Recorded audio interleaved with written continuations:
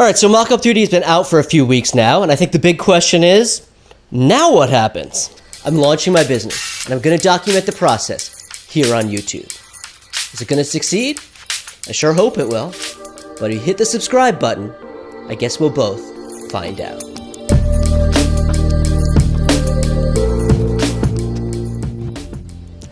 So last time we talked, we were talking about my first launch and how things had started to slow down a bit. And now they've definitely slowed down. I mean, I'm still getting a steady few signups a day, so people are still finding me, mostly through search, some through this YouTube channel. But the big burst has ended. So, what happened and what's next? Well, what happened? Well, what happened is I got a bunch of signups. I've got a total of 202 users right now, and about, 5 or 6 of them are me, but, that's quite a few signups. And it's certainly enough to learn something, especially since I've been emailing just about everybody. Love to get anybody's feedback, but, there's always conflicting information. It's always tough. I mean, a lot of people have been saying it's too expensive. And I heard you, I said this in the last video, I'm going to try to establish like a per model purchase. And I think that might actually be a good idea for some other reasons too, because that kind of motivates me to keep making more models. But that kind of leads me to the other thing I've been trying to do is make more models. In fact, here is the latest. I was just working on a new business card. And of course, you can use stuff like the label to make business cards, but I wanted to do something cool where you could have, you could actually have an edge be a different color, which was kind of nice. And then you could do obviously things like spot varnishes here. So you could be able to show that off as a business card. And of course, nothing like having a bunch of people using it to discover some bugs. That's actually been what I've been spending a lot of time doing. I actually just nailed down this awful bug, relatively obscure, but the way it worked is if you resize the window, if you change the size of it, sometimes the elements, the different images you put on there would move around, which is not good. And you see it like when you reload, it would start to shake a bit. Luckily, I squashed that thing. It was basically a rounding error. So there is nothing like the feeling of, you finally, you're just drill into this bug, and you finally just squash it. Very nice feeling. But that does set up a question of exactly where I should go next. Should I code and add more features? Maybe add rotations or bump maps or something?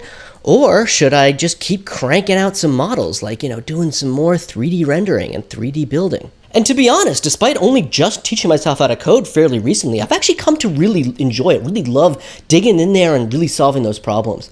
But, the nice thing about modeling is, of course, you obviously get more models made, but then I can also, bring some of that onto this channel as tutorials. In fact, that has been a plan of mine, so hopefully I will be getting some more tutorials up. And on some of my latest tutorials, I have heard you guys, I have seen some of these comments, and you're saying that I could be a bit clearer about things, especially like keyboard shortcuts. And I totally hear you on that, and we'll definitely try to make the next ones clear. Obviously I can't explain all of Blender, but, I definitely do listen. But the other thing, of course, I can do is get out there and keep promoting. As I said, I keep getting a steady stream of signups, so people are definitely finding me.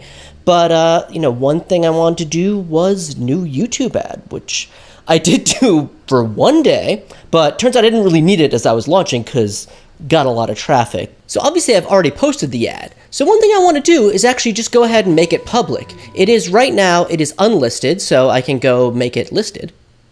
And you guys will get this just before you get the video I'm recording right now. So yeah, let's take this public. And so there you have it. Take a look at it. Enjoy. It's very similar to the one I ran before. And I'm calling it an overview because that's kind of what it is. It kind of shows you how Mockup 3D works. And I'm running it as an ad, but it is also an overview. If somebody asks me, how does Mockup 3D work? Can you show me? If I can't just show them, I'll send them this video.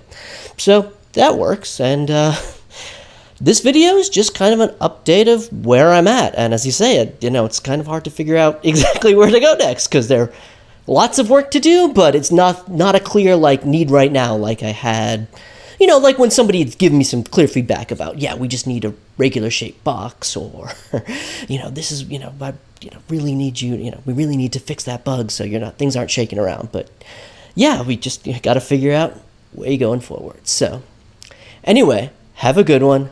Talk to you later. Bye-bye.